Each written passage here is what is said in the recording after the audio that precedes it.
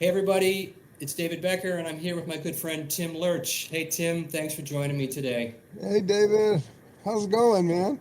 Going good, and we're doing this in honor of Joe Diorio. Tim and I met through Joe, and actually I'm doing a series of these with a lot of different guitar players over the next few months, and we're going to talk about Joe, talk about GIT, and some other things as well. It's also the 20th anniversary of the release of The Color of Sound, which is the album that Joe and I did. Very last thing Joe recorded before his stroke in 2005, May. And any case, it's great to see you, man. It was great to see you out in California at the festival and play together. Yeah, boy, Yeah. that kind of brings back memories. It almost looks like the same two kids are still at it. I think that's pretty funny and wonderful. Well, after all these years, yeah. Well, we should probably talk a little bit how we met. We met through Joe. Yeah, we met in Joe's room. I was a Joe Diorio puppy like you were, and if I remember correctly, you were maybe at the school a year, half a year, or a year before me, and then you would come back Yeah. frequently, and we would then find each other in the room there. Right. Yep. Yeah. And And we I play. spent so much time in that room. I'm surprised anybody wouldn't know. Where's Tim? Oh, I know where he is. He's there in there with Joe. Well, I spent most of the year at GIT in Joe's room as well. I'm the same. Yeah. I met him. It's funny when I met Joe because, I was the youngest guy at the school at the time. I had just graduated high school, and most of the guys that were going there were either, in their early 20s, they'd gone to Berkeley or they'd gone to Miami or North Texas, and they wanted to come to California to go to this cool guitar school. And I was fresh out of high school. I played trumpet for 3 years, and then I played guitar. I was only playing guitar maybe 2 years, so Wow. I was like a little kid. And Joe saw me at the little snack bar, and he looked under his glasses. He looked at me. He said, "How old are you?" And I said, "How old do I look?" Uh-oh. That was our first meeting. But I remember seeing him play for the first time, and something just struck me like I got to meet this guy, and I want to get to know him. And he was doing a seminar for the whole class that we had. We had like, I don't know, 40 or 50 guys. What year was that, David? That was 1980. Oh, 1980. okay. So Joe was talking about West Montgomery. And for me, honestly, when I got to GIT the first month, I had, classes with guys who were great players and great teachers, but they were trying to teach scales and all this stuff. And I learned how to play trumpet and read music, but I played by ear. So a lot of like all the things you play this scale like this and do this, didn't resonate at all. And I was Oh, really frustrated. So Joe was talking about Wes, and he goes, West Montgomery. I asked him one day, "Hey, Wes, what are you thinking about, man? What do you, And Wes is like, I'm thinking sounds, man. D minor 9 is a sound." And that I raised my hand sheepishly and I said, "Mr. Diorio, or Joe, whatever, I think that way too. It's very frustrating for me." And he said, you come in my room. You see me tomorrow." So I showed up, man, and he said, play something. So I just kind of noodled a little bit, and then he just said, "You keep doing what you're doing." And I went there every day for the entire year. I would spend in Joe's room. I didn't yeah. even have class to do that. So Oh, I hardly ever went to classes after the first couple of weeks. I feel bad about that. I was talking to Pat Hicks, and he was kind of surprised. He came around and did some interviews. He interviewed yeah, Don yeah, we did one too. Yeah, and yeah, you, and I was kind of like, I came into the school and I kind of already knew the preparatory stuff that people were learning in the classes. And I go in class, I felt like I was wasting my time learning about this little bit thing, but and the reason I came to GIT was because of Joe. yeah, I'd heard a couple of his albums. A little story. I was in Sacramento area, and there was a guy named Michael Musalami who still plays in New York.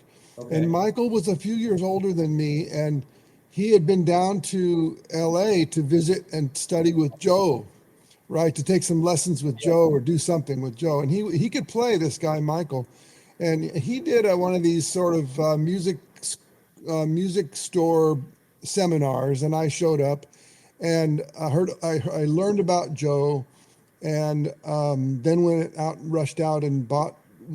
In those days, you could find the Spitball records in record stores, yeah, Remember that. And I went to town on those records. And so when I heard that he was at GIT, I mean, he was of the, I knew I had been to a Howard Roberts seminar, so I knew about Howard Roberts. And Joe was the only other name amongst the instructors that I knew and or that I was familiar with. And so I had I had to go. I mean, this is like a real deal guy, and I'm in this little podunk town, in Northern California. Yeah. And then I went. I had the good fortune of studying with Ted Green, first by phone and then by mail, and then Okay. occasionally I would go visit him. And Yeah. I asked Ted. I said, "What do you think about GIT?" And to be honest, Ted wasn't really big on the school. Right. He wasn't really big on schools in general. He thought maybe self-study was good. But then when I told him what I really want to do, the reason I want to go there is because I want to meet Joe Diorio and study with him. He goes, "Oh, Joe's the most incredible guitar player ever. If that's why you want to go and that's what your focus is, then you should go do it." Yeah. Yeah. Well, that makes sense. I mean, when Joe met me and started to work with me, and he didn't really write things down. He would just play and show me things, and I would observe, and we would play. But he said to me once, years later, he said, David, he said, if you hadn't come to me when you did, I think you probably would have given up playing guitar. Hmm. And I took that very much to heart. And he's right, because not to say that I didn't learn from other people, but it was a pivotal time for me as a kid to have somebody say, just concentrate on the music, the way you hear it, just play the way you play, understand how you understand, and don't worry about all this other stuff, because it could be very intimidating and very, frustrating to go and have some guy talk about, this scale, that scale, this theory, and all this stuff, and you're hearing stuff and you're playing lines that make sense, but you don't, you're not getting that. And he was encouraging enough to do that. And through obviously you get to a point where at some point you understand all that other stuff, but it doesn't get in the way of your learning process. And that was really important for me, from Joe. Yeah, I the year that I was there, Joe was there one week, and then Ron Eschte was there the other week, and I liked both of those guys, and they were both representatives of the direction I was heading, and with my music and my ideas. And there were other cool people there too, and other cool students. A lot of really cool stuff going on, and I soaked in it, but I just tried to mostly play. In fact, one of the things I was sort of known for is I would wander the halls just playing, unaccompanied, and I wanted to be there. I didn't want to sit in a classroom, and if one of the people I wanted to hang with wasn't there, I just wander around and with this guitar Yeah. and do it. So, but I think it's very interesting because Berkeley had Mick Goodrick, for instance, Mm-hmm. and Mick and kind of held a position in that school amongst all the academics of a Right. kind of breaker of the academic model in a way. And Yeah. Joe and to a lesser extent Ronnie, but because Ronnie was more likely to write things down and talk about this and that. Yeah. But Joe, for me, represented the wisdom of a master that didn't um, that didn't undermine the curriculum, but didn't need the curriculum to support his position there. Absolutely. That's the best way to put it, because Joe added so much to the fold that was, for a lot of guys, it was difficult because they didn't understand his concept of how he would teach, because they wanted him to say, you do this, do this. And of course he would write things down, but a lot of it was this sort of idea, intuitive thinking and intuitive learning, as opposed to just like the academics of this. But Joe had such a huge vocabulary of stuff. If you listen to him back on the first recording that he made with Eddie Harris, the Exodus of Jazz, that tune that was a big record. That Yeah, record. So I heard that on the radio not too long ago. It was burning. yeah, and you hear Joe play, you could hear it's Joe Diorio. You hear right away the first couple of notes. He's not as angular and is not as intervallic as he became, but it's Yeah, certainly, you can hear it's Joe Diorio. yeah, it definitely sounds. Well, you and I are both intimately familiar with his vocabulary, and so when I listen to that solo on that song, I hear the germ Right. of what was to come. Exactly. And his time feel wasn't as good then, and then his phrasing wasn't quite as spot on. But you hear how what he started with, and he was.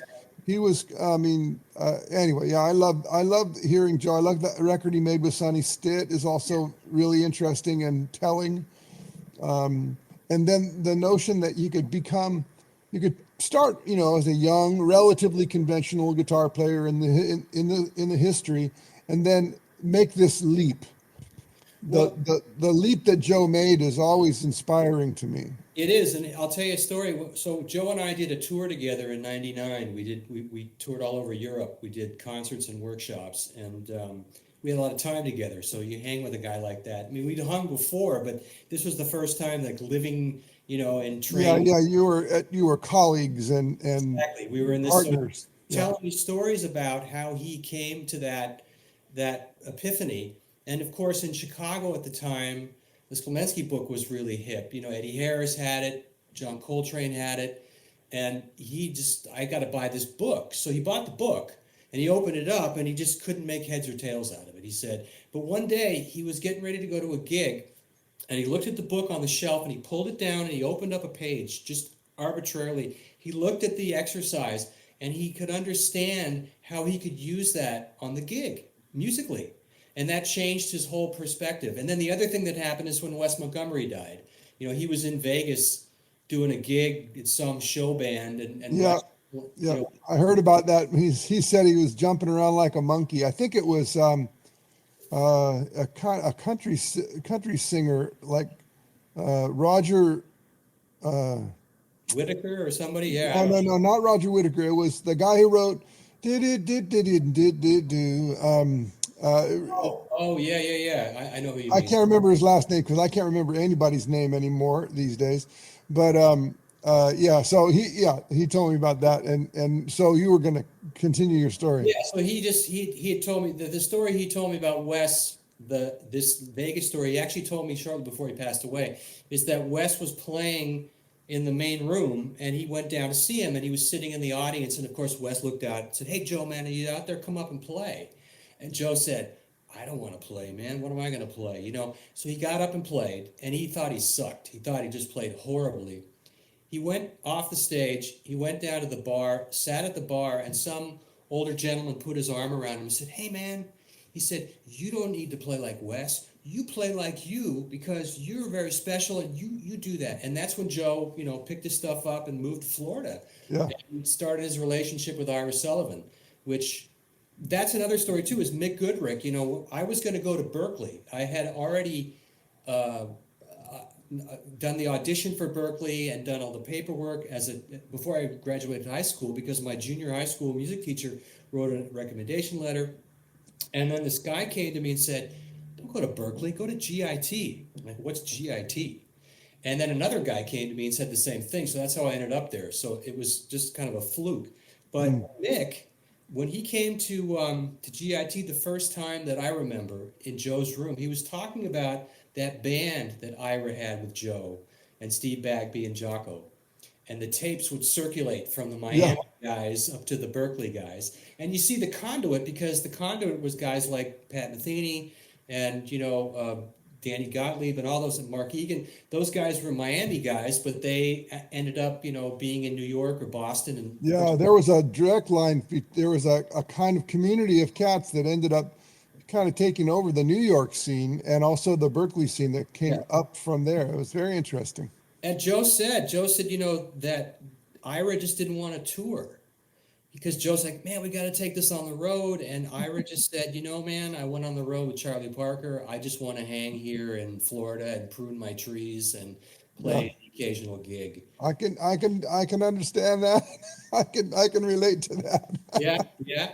But it's interesting. But that stuff still was able to get to all the guys. They knew about it, Yeah.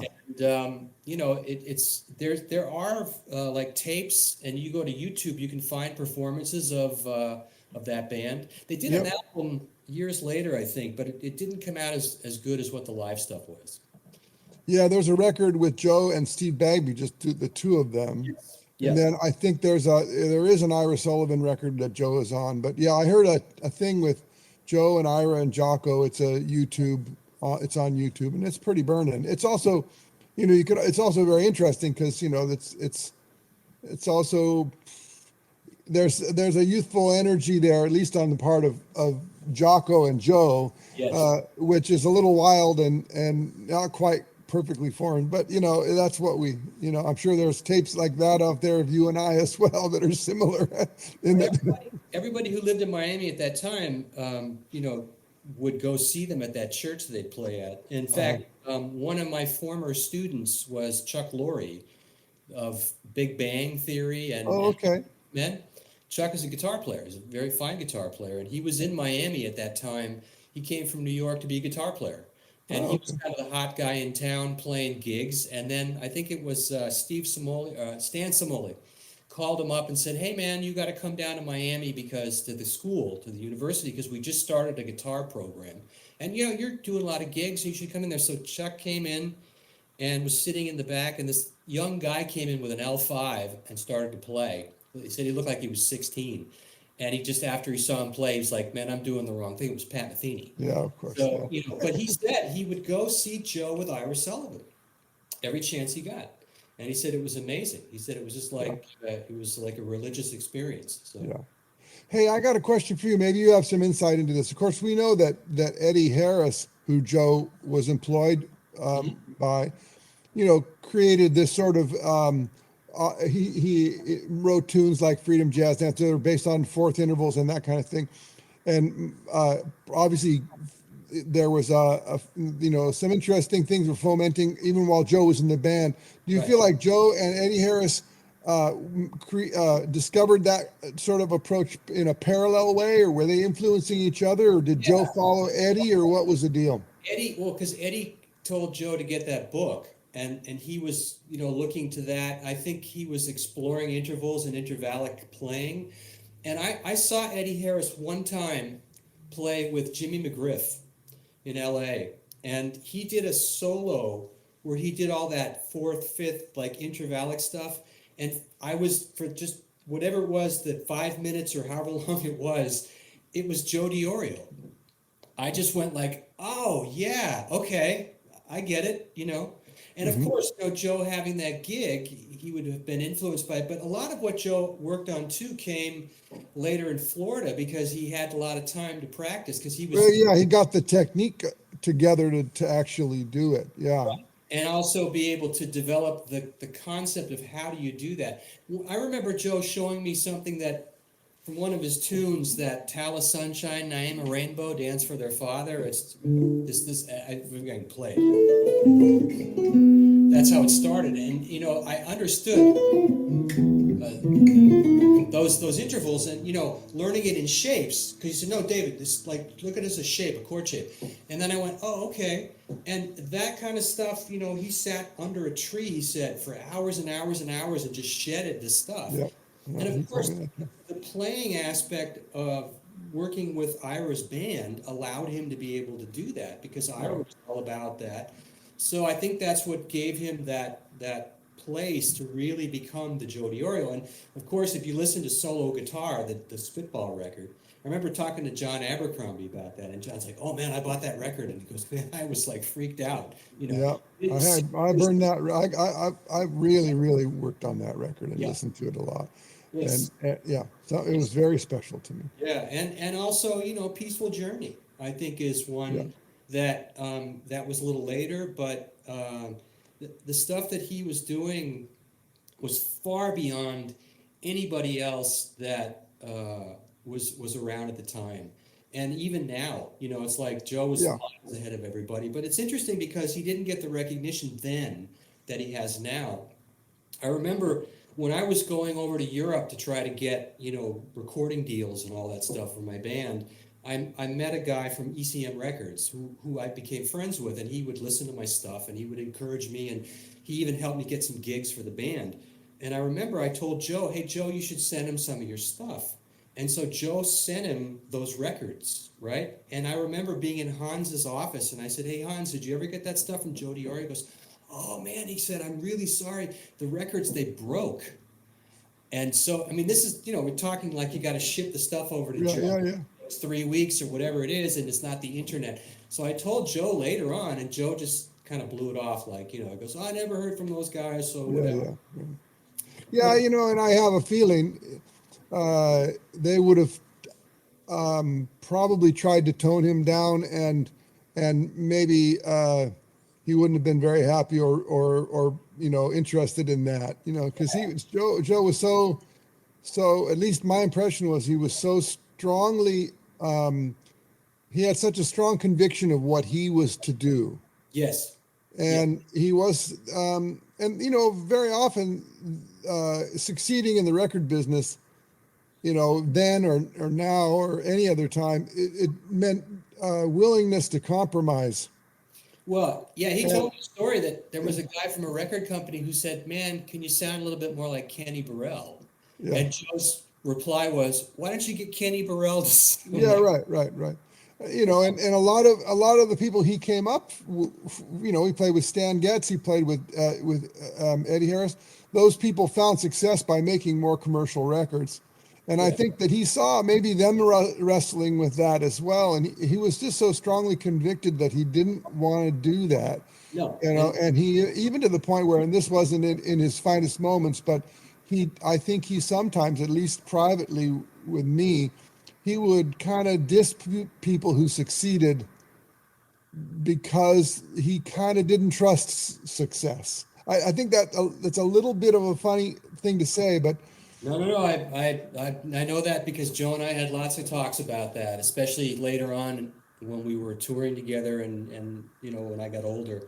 But Joe was always very complimentary of people's success in a way where he gave them their due. He could get negative about it sometimes, but I think privately, yeah, yeah, yeah, but I think the thing was is that Joe was able to reach so many people on a deep level that he didn't even realize what he had done because his books and even his later recordings, even the early ones, somehow found an audience. I remember Pat Metheny and I talking about it one time. He said that this was probably in the early 2000s, and Pat said, Joe is like much more famous now than he was when I knew him in Miami. yeah. I Oh, mean, of course, yeah, of due to the course. internet and all that stuff. So you never know, your audience could be born, later than what you do. Yeah, I And mean, there's the history of that. I mean, most famous painters, including the beautiful painting that's right behind you, right, no one knows about that shit when it's coming out. right, It's exactly. almost always sort of this retroactive Yes, active thing. That's yes, another thing, just as a little advice to some people who might be watching this. Be very, very careful and try and use some wisdom about what you put on the internet of yourself, because that shit's going to live forever. exactly. And now it can work both ways, but I get a little bit cringy when I see people putting things on the internet, Facebook or TikTok or wherever, of themselves practicing along with a record, or all this kind of stuff that I think should remain private. And Yes. No, I, as impressed with yourself as you might think it is, I think that you got to be careful. Make sure what you put out there. It's like there's no record companies anymore, so treat YouTube like a record company, or treat Instagram like a record company, yeah, and it's like a world debut because whatever you put on the internet is instantly it, available to everybody around. and it's there probably forever in some Yeah, form or another. Yeah. exactly. Well, So anyway, side trip. Sorry. Joe always said to me, he said, "David, go for the music. Don't worry about the money. Because if you believe in the music and you really do what you is true to yourself, the money will come." He said, in my case, he said, I was not really like, I went this way, I went that way. I never was that focused to know what I needed to do. But I think in hindsight, Joe, because of that, he was able to really internalize his artistic ability to a huge degree, not only the guitar, but painting and drawing and all those things that he did.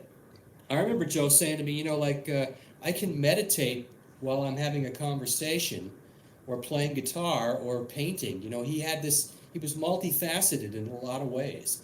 And I think that's one of the things about his beauty of what resonated from him as a human being, and made him so special, you know. Yeah, and I think it's a little bit of a twist of fate.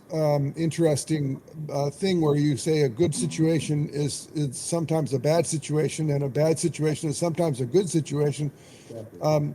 If he had been successful and liked being on the road and had gotten into that lifestyle where, you know this, if you're a road guy, if you're putting a band together, or if you're a sideman, you got to stay out there. Once you commit to being out there, you got to stay out there, because there's no safety net, and you can't. If you disappear, or if you say no to too many things, all of a sudden you're on the no list, Yeah, right? exactly. So Joe didn't want to, live in a van. He didn't want to jump around like a monkey and make money. So what did he do? He sat under a tree until it couldn't be denied, and then that the thing that happened is he gets this beautiful gig at GIT. I don't know if it was enough, if he made enough money from that gig to support, himself and his wife, or if she had to work, or I don't know any of that stuff. But I do know that you and I benefited from his presence, Absolutely. and also thousands and thousands of other people Absolutely. who are, some of them are just fans now, and some of them are actually wonderful players. So in some way, we're all very fortunate that Joe, didn't become, the next George Benson, or wasn't prettier, or more interested in going out on the road all the time. Oh, So exactly. he made something happen in the situation that he was in such a beautiful way, Yes. and we need people like that. you No, that's know. true. And he even had the gig at Miami University teaching because they needed somebody, and Stan knew him and hired him to teach. And guys, you can ask Pat Metheny or Steve Morse or any of the guitar players that were around at that time. They were just in awe about Joe because he was Yeah. this amazing guitar player, but also had a lot of knowledge and just had a spirit about him that then went to GIT, obviously, and that translated to all those guys. So. Yeah, yeah, and then continued years after that to wherever it was, UCLA or USC. USC. Yes. I was talking to John Story and Will Bram Yeah. and Perry.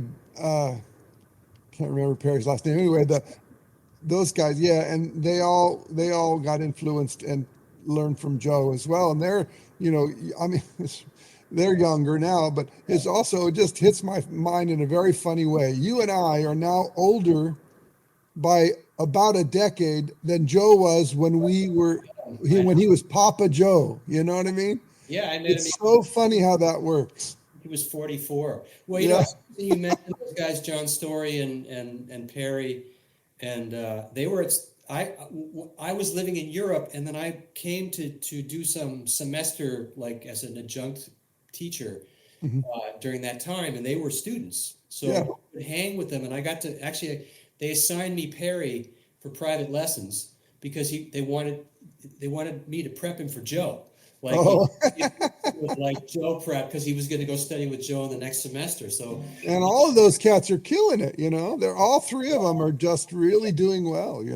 yeah, and there was I remember they were very in awe of that, and around that time too, I was able to get Pat Metheny to come and do a thing, and Joe and he played together, which was really cool. That I was able Yeah, to. those are treasures. Those, Yeah, because they go back so far, and the films that I've seen are the GIT performances, right, right. and it's just beautiful. And Well, uh, you know, somebody gave me a tape when I started GIT of Pat and Joe playing at GIT in 1979. oh boy, yeah, And I remember there was three tunes on there. I think it was How Insensitive, All the yeah, Things You Are, which they all played. yeah. The same 4 or 5 songs that I played every single Yeah, time. that's what they said. I remember when Pat was at USC, I was sitting here and here's Pat and there's Joe and they're the kids over there. And Pat's like, so Joe's like, what do you want to play, Pat? He goes, well, the same songs we always play. Right, right, right, right. Yeah, I don't know if you noticed this, but you know how on the blue record, the solo guitar record, Joe was working on these interval, the fourths and the fifths, Yeah. but he would often hit the notes twice. Yes. He had this sort of double picking thing. Right. Not always, but a lot. and then he disposed of that later, pretty Yeah, much, that's because hitting a note twice helped him kind of get the technique, the spread together and stuff. Yeah. exactly. Well, it's also Joe said something to me once when we were on tour together in Europe. He took me aside once after a gig. We were in Freiburg and we played the Jazz House, which is this famous place. And John Stoll just happened to be in town. Uh-huh. And so he came and sat in with us. And I had a rhythm section. So I had a drums and bass and John. And then there was another guitar player who was from France, I believe.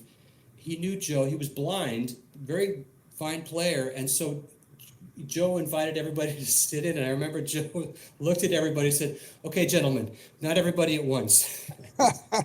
So, but he after that gig, he pulled me aside and he said, I want to tell you a few things, David. He said, first of all, I don't know if I think of you as a son or a brother or how you look at me, but I just want to tell you I love you. And he said, you are this is you and this is Niagara Falls and you're right here. And there's some things that you're doing that you're going to shed as you go over that thing and do all the stuff that you're going to do. And I remember that very vividly because he was right. There were things that I was doing, like double picking, like you're talking, that eventually got shed that got me to that place. Yeah, So I know yeah. exactly what you're saying. Yeah, I have a thing. Back in the day when I was with Joe, I had, I could wiggle my fingers Yeah. pretty well, but I didn't have a lot of the things necessary. Like my time wasn't very good, and the technique that I used was what was easy for me. So to play a lot of notes, but primarily sort of chromatically based things or shape based things. Right. But one of the things that I sort of started to digest, and it's similar to as to what you're describing, is sort of this where you can kind of see the trajectory.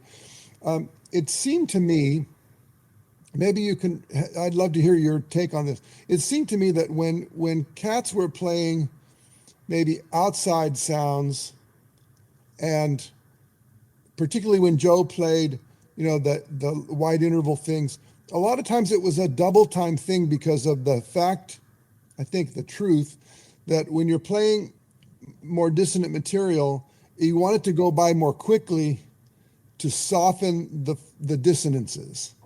Or if the shapes are wider like this, they're a little jarring, and so to do them more quickly. So he worked really hard on getting these kind of shapes at a high velocity. Right. And one of the things I didn't know how to do it at the time, but I thought in my mind, I want to play this kind of material with these kinds of sounds, but I want to do it in a more lyrical way, Yes. right? And so my whole life has been that, and now at this point in the time, I think I might be getting closer to my idea about lyricism with the sounds. But one of my favorite Joe records is this a fairly late record called Live. Mm-hmm. It's live in LA or something. It's Jim Plank and Bob Magnuson. They're probably at, I don't know where they were, in a hotel lobby or something. Yeah. And it's really almost full circle. Mm-hmm. Because Joe, for one reason or another, was playing very lyrically on that record. It's something he could easily do any time in his life, but Yes. he was sort of more in a Jim Hall bag almost, and he had left behind, any of the little trendy things like chorus or metal picks or whatever he was fucking around with during the course of the time. And he really got to a beautiful essence, and he still had all the cool chops and all the cool intervals, but he had integrated it really to a level where I feel like he was representing his whole being. Yes. He was representing not only his interest in, colorful outside, dissonances, and also this sort of romantic beauty that comes, with an ES 175, I can elaborate on that, and a good example is that is the color of sound, because when we did that album, I wanted to record with Joe forever, and I actually remember when I graduated, we actually went into that P1, whatever that was, that had the little 4-track, and Yeah. we recorded a couple of tunes together. But when I did my second album for MCA, Siberian Express, I wanted Joe to do a tune with me, and we had scheduled it but for some reason we ran over budget and I had to cancel the session, which I felt bad about. But Joe's like, David, don't worry about it, man. If it's meant to be, it's meant to be. Years later, my record company in Germany said, is anybody you want to make an album with? And I said, yes, Joe Diorio. I said, okay. So they put the budget together, and I called Joe and I said, hey man, I got money to do a record. And so I wrote some pieces for Joe, and I knew we were going to improvise and probably do some standards, but I wanted to showcase everything that Joe does, not just the out stuff and the intervallic stuff, but also his beautiful melodies. Yeah. And the title track, The Color of Sound, is exactly that.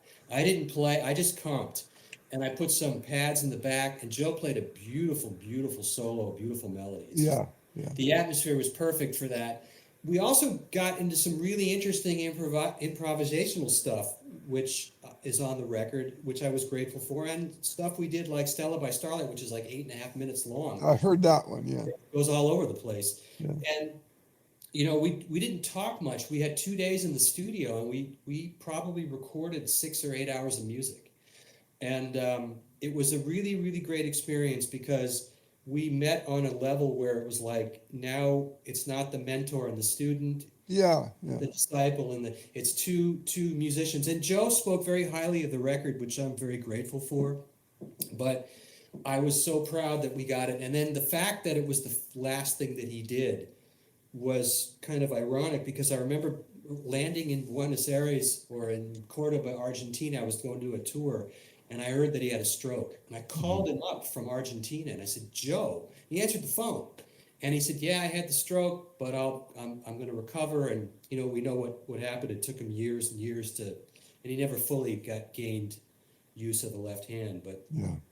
having had that experience of being able to be the producer of that record, and knowing what I wanted to get out of Joe, not the playing, but just the overall vibe, having that dichotomy of what he was and what he could do. I mean, we did touch on a lot of things, I think, and I think that's what makes that record very special. Plus, it's also just the two of us sort of talking about musically about our relationship, which was at that point over 25 years. Right. So, Yeah. On a little side note, a lot of times people, pigeonhole Joe into the intervallic thing, and he kind of pigeonholed himself into that too, because there was a point in time when that was what he was putting forth.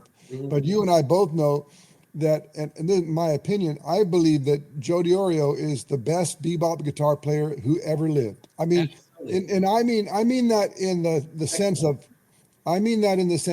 these days people call anything straight ahead bebop, Yeah. right? And I'm talking about the Charlie Parker, Dizzy Gillespie, Bud Powell, Yep. based vocabulary. He played that style with the phrasing and the intensity and the clarity that nobody prior to him, and in many ways after him, have touched. Mhm. And it was, that's a lot of times when he and I would sit and play, because of where I was and what I was into, and I love Charlie Parker and he did too. That's the kind of material we would often play, rather than playing this, more modally or whatever. I just love the bebop, and I feel like he really got to it. Oh yeah. And he figured out a way. This is another thing, probably one of the main things I got from Joe, is the way to play, to get your right hand to do the bebop articulations. Mhm. The diblios and fiblios, yeah. Yes. But I have this funny story. I'll tell it here. I've told it before, but Joe and I were in his room early in the day, and it was at sometime right around when the new class had come in, and a young man came in, and so it was Joe and I. We'd been playing, and during the time when Joe and I were playing, he was doing this thing where he was vocalizing. Yes. You would do that a lot. Right, he'd go, and he ended up saying this, mama, and he was calling this sort of idilio bibidilio kind of thing, Hiflio mama. That's what came out that day. I've heard other variations of it, right? But that day he was Hiflio mama, and after we played a little bit, I said, oh man, Joe, you're really throwing in a lot of those Hiflio mamas, aren't you, man? And we had a good laugh about it, right? And then this kid comes in right after we had played, and he's an Italian kid, very shy, very demure, the Master Joe. And he brought his guitar and asked, or either Joe asked him or he asked Joe something. And I remember I was sitting here and Joe was sitting right across from me, and he came and sat kind of over here, and they played a tune together, and he was good. He could play. I mean, he was a little dainty and a little bit reserved, but he could play. And Joe, after they played together, Joe was very helpful and complimentary, and wow, you're really doing great. You just arrived. Oh my God, that's so good. And where are you from, Italy? Oh, and then Joe said, but one thing I noticed is maybe you ought to put a few more Heaflio mamas in there. And of course, then the kid looks at him like, what? He didn't understand. His English wasn't perfect anyway. And then Joe looked at me and with his one good eye, and we just started just busting up laughing, right? Of course, then the kid didn't understand why we were laughing. And then Joe saw this, and I kind of saw it too, but Joe was more wise than me at that time. So we saw that the kid thought we were laughing at him or laughing at his expense or whatever. And then Joe then gave this beautiful lesson about ornaments. Right. And it was so funny. And that probably, I mean, that's among my sort of top 10 Joe Diorio moments for sure. I have many, but I remember when we were on tour together, we auditioned a couple of guys for USC up in the north of Germany. And there was one kid who was really nervous. And Joe just had this demeanor about him that he just made him feel so comfortable and really related to him, to be able, even the fact that the kid didn't speak English very well. And I speak German, so I was going to interpret. And so Joe's like, no, no, David, I got this. And he really imparted stuff on the kid, and the kid was like a completely different guy after Joe spent 10, 20 minutes with him. Yeah, he had something that Yeah. that is undefinable, and it was in the moment. Joe talked a lot about the sort of spiritual side of things, Yeah. and probably more so than any. I see. I don't know if you know this about me, but I lived in a monastery for I do, yes. 12 years, and I'm like Mr. Zen, and I did all that sort of more the kind of training that was more traditional. And Right. Joe was much more about, sort of just getting what he was strong enough in his center that he could get whatever he could get, and put it together in his own mind. But it was an embodiment of, I know a lot of people who talk a good game and they aren't an embodiment of their spiritual Exactly. ideas. Yes. And Joe, for some reason, maybe he was the first guy. Ted Green was also like this, Mhm. where they were an embodiment of the kind of thing that they encourage their students to do and be. Yes. And sometimes it wasn't. I mean, with Ted, it was never overtly spiritual. Right. Right. I got a very spiritual feeling from him, but he never talked about anything like that. But Right. it was just how he How, presented presented himself to the world and the depth with which he pursued, yes. his direction. And Joe had that, and I know Absolutely. he went through the drugs and alcohol thing, and he cleaned himself up. And I don't know whether he had help doing it or whether it was sort of self, if he just relied on his own strength or whatever. But Well, he had a lot of life under his belt he did. even by the time when we met him. Yeah, he quit drinking and he did it on his own, but that was when he moved to Florida because he just realized that it wasn't doing anything for him. But I Right. remember, being on the road with him, and it was a tough tour because we were on the road 3 weeks, and we were planes, and I remember we had getting to Heathrow. We were in a traffic jam and we had to run to the plane, and then we got on the plane the last minute sweating, flew to Dusseldorf, and then had to jump on a train 5 hours to get to Freiburg. And we're walking on the train tracks, and Joe's got his guitar in his bag, and he tripped and he fell Oh, on his wrist. And I'm like, Joe, are you okay? He's like, I'm good, I'm good, I'm good, I'm okay, okay. Man, he hurt his wrist, but he was able to get it to heal. He was a trooper. He didn't yeah. complain once about anything. I mean, we were out there doing, all these things, and we had a great time because there were a lot of stories we would, laugh about and stuff. But I saw that, of course, he wasn't the youngest guy either at that time, and he hadn't been on the road like that in quite a while. but he took everything in stride, and I really appreciated the fact that he was just, willing to do whatever it was. We had to do this. I remember we were in Aschaffenburg, which is near Frankfurt, and it snowed the night before. Like we got up and there was like piles of snow. We had to drive to the north of Germany, and so uh, I remember driving in on the Autobahn with all the snow around us, and there was one point I thought we weren't going to make it, but we actually did make it. And I remember I had this really cool record from McCoy Tyner. It was a solo piano record, and I put that on, and Joe was just like laying back, and he was digging it. So, and then of course the weather got better. We got to where we had to go. Yeah, yeah. Things like that. So, Yeah, I think maybe some insight that might be interesting to chat about is when Joe was full time playing, touring, all that. He was a sideman, and he was a young man. yes. He I don't think he ever really did any major touring as a leader. Other than, well, later on, he did those little tours of Italy that Yeah, made right. those records. See, I don't know how long they were. They were a couple of weeks, maybe. Yeah, exactly. I'm talking about Yeah, you know. And extensive. so when he later on in his life, when he would tour, like when he toured with you or did those things in Italy or whatever, I think he still had the mind of what his experience led him to, which is that he wasn't the leader, he wasn't in charge, he was the guest, and he was going along. And you know how if you're a Yeah. sideman and you want to be a successful sideman, you don't complain. No, no, of You course. know, I don't know if you've had a chance to be a sideman much because you've been very self-motivated and to be the leader of your situation. I Right. spent almost my entire musical life as a sideman, and I realized relatively early, maybe not early enough, that you shut up and you play and you smile and you say no problem and you say, "Well, how can I help?" or whatever, and that's the way to keep the gig in spite of how you play or in addition to how you play. And I Well, think Joe still had that mindset. yeah, and the thing is too, the adulation. Like for instance, we did a thing in Switzerland in Zurich at a school, and I put the tour together. So I remember calling this guy up, and I said, "Hey, I'm going to be doing a tour with Joe Diorio, and we'd love to come and do something at your school." He goes, "Oh, I'd love to have Joe Diorio," but he said nobody will come.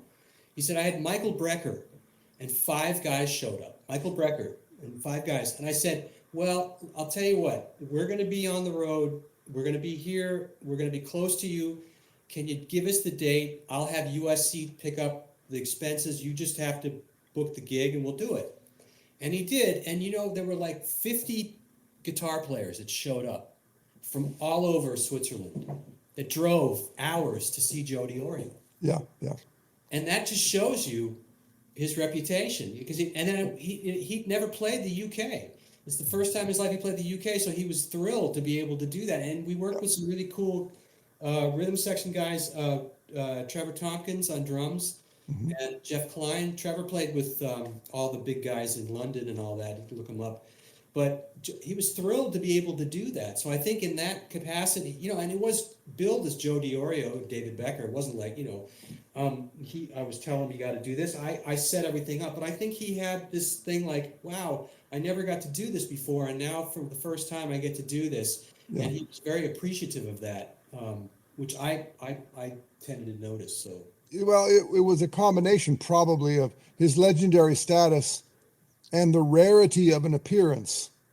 If he'd been out there pounding it, for you years, know, yep, but if he had been going over there, all the time, then maybe only five guys would show up. But exactly, because it was the one time in everybody's life that they might get a chance to see the sucker, yes, yeah, of course. We did a thing in Munich, and I think there was like close to 100 people at this music store, and the guy who ran the music store was actually a student at GIT. So that was the thing too, is all that these helps. Yeah, they all just they all loved the fact that Joe was coming, because when I told them he's really coming, yeah, Joe yeah, is right. really coming, it's like um, but his even now I have students, and I'm sure you do too, that they know Joe Diorio. They never met him, they never saw him, but they know his reputation, his books, his playing, and all that stuff, and they're huge fans, and they want to Yeah, know. You know, yeah. It was funny.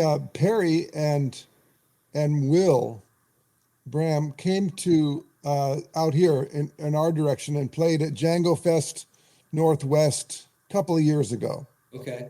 and John couldn't come, but they came with a singer, I think, and did a set. And we play there every year, have been for 25 years, and so they played. I didn't catch their set, but then they hung around the next day, and they caught our set. And I'd only spoken with them online. I'd never met either of them face to face at that time. And but Perry was really sweet. He said, Tim, I love how you're incorporating Joe's, influences in your playing. And I thought, what? I'm playing. I'm really kind of trying to fit into this band and play, bebop and swing and a kind of with a gypsy jazz, format. And he said, oh no, he said, I saw right through all that stuff. No, I mean, it was really interesting, and Oh, it yeah. kind of made me realize that, after all these years, the essence of the year I spent with Joe is and all the conversations I had with him since, Mhm. it's formative, Absolutely. you Well, know. Yeah. the In fact a that way, I wasn't even really aware, because I thought that I had disguised it completely, and given up on trying to be some sort of clone or anything, And but it was very sweet to hear Perry, because I know Perry was also very intimate with Joe's, yes, work. yeah, he spent a lot of time. Well, it's funny because I played with Attila Zoller when I met him in Germany, and when I played, he recognized the Joe Diorio stuff. Yeah, yeah, Said, "Cool, man. I love the Joe Diorio kind of stuff," yeah, and yeah, he just knew right away, because there's no hiding it. I mean, I don't, you know, I have a lot of Joe isms in me, but a lot of it is just what he brought to me. I'm sure it's the same for you, that I was able to incorporate, which just resonated with me. And I remember the book that I got, Intervallic Designs, and I took one thing out of that, and then from that it morphed into so many other things that yeah, I yeah, use have become yeah, yeah. specific David Becker things, which is what he said anyway. He said, he said to me once, he goes, David, I know you've had your influences and all this and blah, blah, blah. And he said, but you always sounded like David Becker. And he said, that's good. Yeah. I just tried to do whatever it was that I heard, and you always encouraged me to be myself. And that's all you can do. That's for any guys listening today, the thing that Tim and I would probably agree on is try to be yourself, become who you are, understand who you are more so than trying to be somebody else. I think you said something interesting there. You used the word try in two different ways. You said try to be yourself, and then don't try to be somebody else. I think the trying actually comes when you're trying to be something you aren't. If you want to get to the essence of what you are, it's not much trying. In fact, Yeah, a lot of the energy we put in the realm of trying is trying to be like somebody else. that's true. And Yeah, and the trying, when the trying stops, then you got to face what you are. exactly. Because I always say, people ask me, well, what about, how do you improvise? I developed this idea. I said improvising means being completely honest about who you are in the moment, and what you are and who you are, and that includes your influences, includes everything, right? But it's a level of authenticity in musical form. Hmm. But the problem is sometimes that if you have a moment of pure authenticity, it's really you being honest about yourself with regard to your playing, Yeah, and you don't like it, right? You hear it and you don't like it, then you got some work to do, exactly. right? To Yeah, polish that statue, to chip away the stuff you don't like, and right. strengthen the things you do. But it's internal work. It's not looking at external influences anymore. It's the internal work of polishing your gem. And I think that's scary for a lot of people, because Well, it the is. initial reaction is, I don't sound enough like Eric Clapton. I don't sound enough like Robin Ford. What am I going to do? And then you got to realize, hey, guess what? Right. Well, that's the thing about it. Having the recording of yourself. That's why I tell students all the time, record yourself, Yeah. practicing your rehearsals, your gigs, because then you get to understand how you sound and what you sound like, and then you can focus on that. I It mean, has to be embraced. It, it, yeah, it has to be embraced, and it has to be scrutinized right. in a way that allows you to strengthen the strong things and also work on the weaknesses, you Yes. know? Well, the weaknesses, I think I tell people, like, if you played something and it doesn't work or doesn't sound right, figure out what it is that you Why? did that because you played it. So it's there somewhere. Yeah, yeah, To right. make that work in the context. Absolutely, absolutely. Yeah, you got to work with what you've got. You can't work with somebody else's shit that you want. No, I mean, even if you were able to, if you were, let's say you're a great sight reader and somebody wrote down every John Coltrane solo and you could sit there and play it, right? You're a million miles away from this work we're talking about right now, which exactly. is to find out what you have to say. Because Yeah. John Coltrane had to do that. Oh, yeah. Why do we think we're not going to have to do it? You know, Joe Right. Diorio had to do it. You Of know. course. And they worked hard. I remember Joe telling me once, there's not anybody 40 years old who's playing that good yet. And when I got older, after 40, I realized, yeah, you're right. It's true.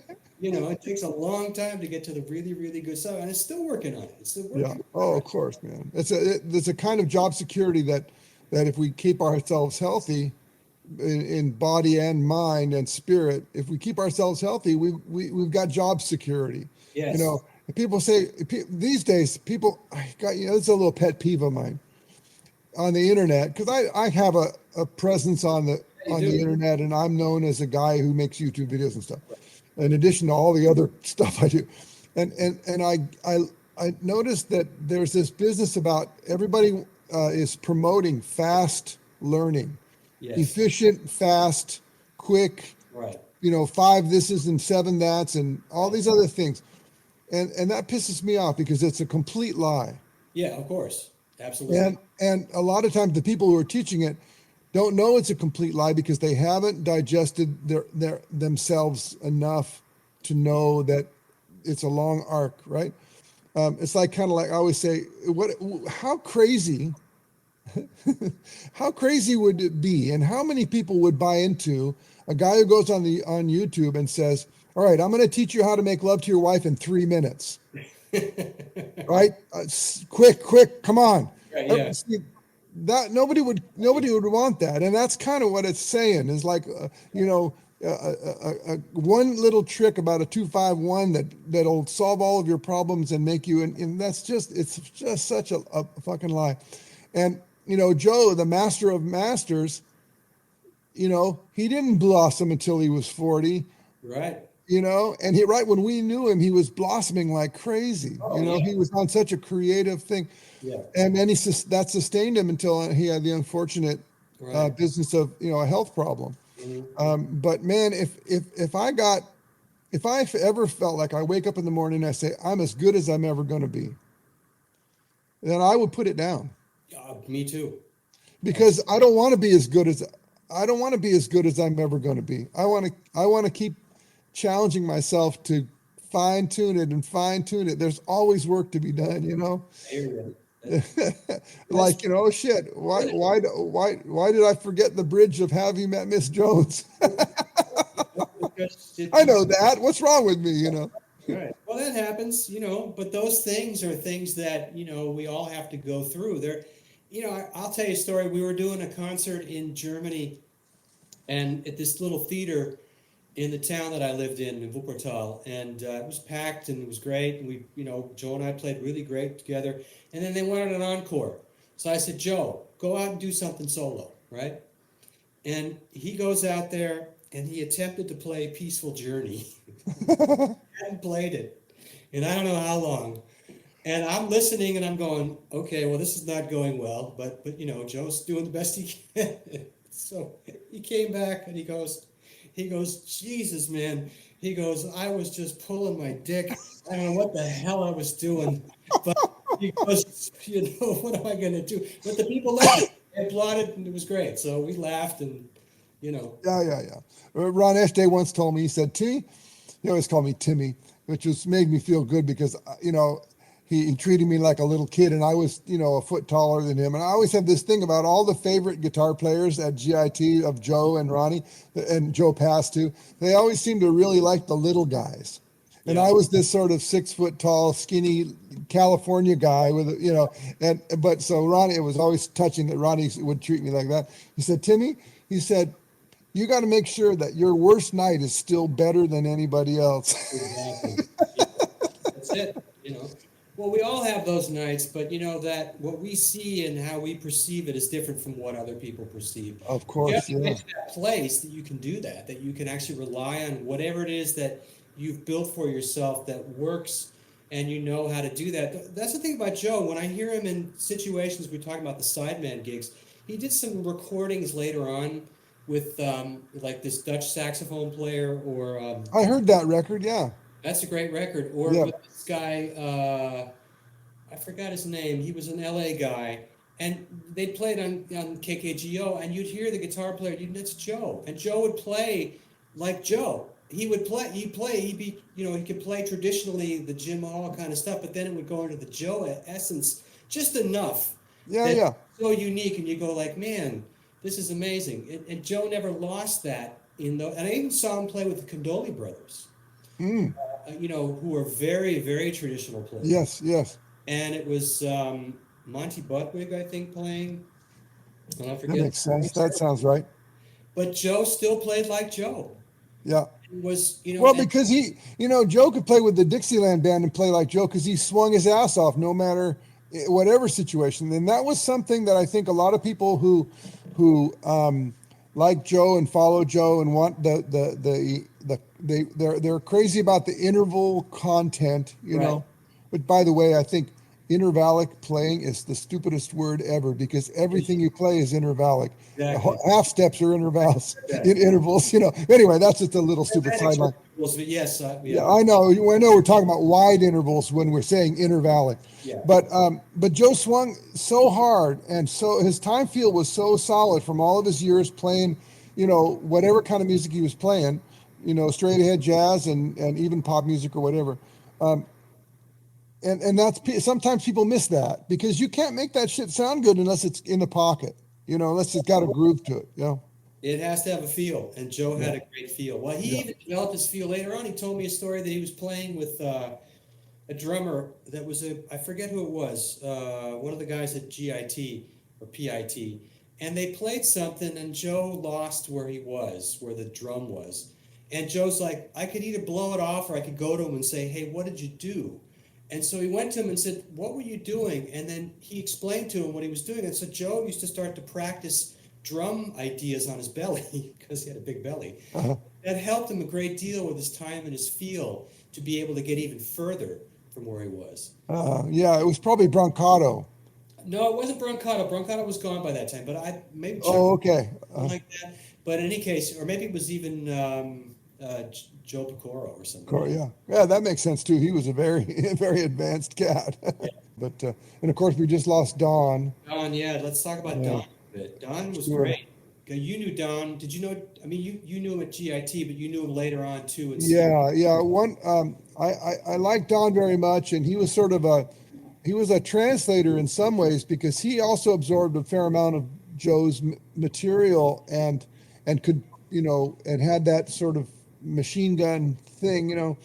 So I hung out with Don a little bit while I was there at school, because he had alternating as well, but he was on his. I think he was kind of not there as much, but I remember hanging out with him, and then years later after I went away, and took my break, and then I came back. I was recommended to go to Jay Roberts's school in Bellevue, Washington, near where I was living, Yeah. and I walked in there one day just sort of unannounced in the middle of the day, and the door was open, and so I went in. Jay wasn't there, but I heard a guitar lesson happening down the hall and around the corner. So I went and kind of looked, and Don, I think, knew he was there by himself with his student, so he heard the door open and he was kind of maybe paying attention to who was in there.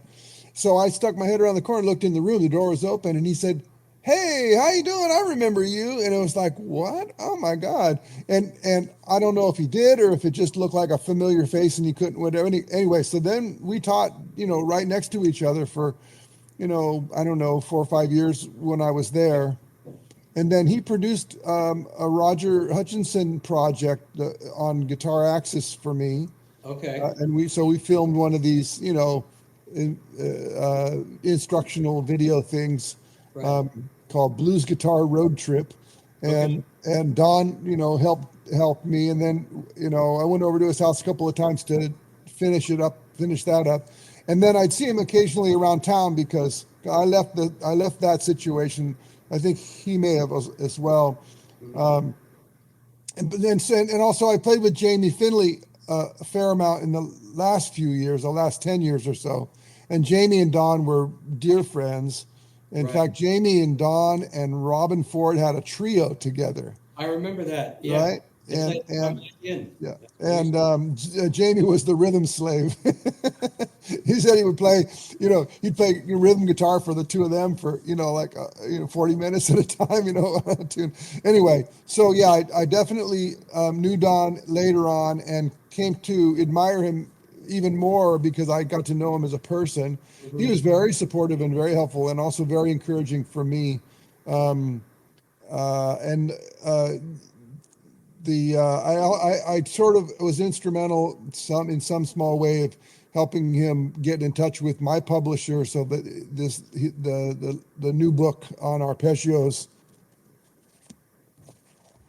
arpeggio alchemy Okay. was recently just about a month ago released. Okay. And then of course as you might have known, Jamie and I were over at his house Yes. the day before he died, and we got to play a little bit for him and hang out, and and give him ice cubes and help move him in his bed and all that because he was on the very very last Yeah. day. So I Well, feel very fortunate to have known him.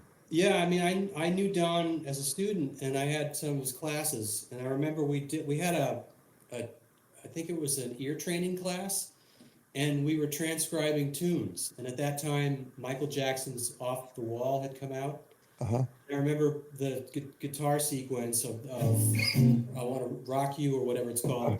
I could hear the chords. I could hear that they were these sus chords, uh-huh. and so he called me super ears. He'd see me Super like ears. super ears, man. But That's so good. I didn't spend that much time with Donnie, but I always enjoyed his presence. And then later, when he went back to Seattle, we did a concert for Joe Diorio in 2006 at MI to send him off to go back to Connecticut, and Don came down to play with Jamie. Yeah, Jamie and Don played together at that. Yeah, yeah. Yeah, Because there's Jamie video. was still down there. Uh, There's video of that concert. I've got it.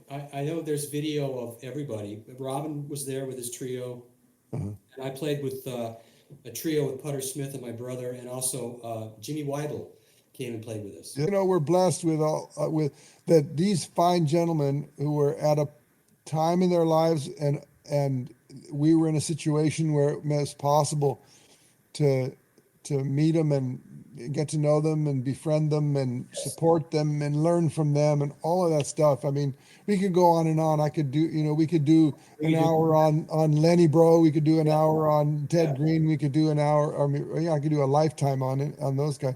But I just feel two things, and I hope this can resonate with you. Two things.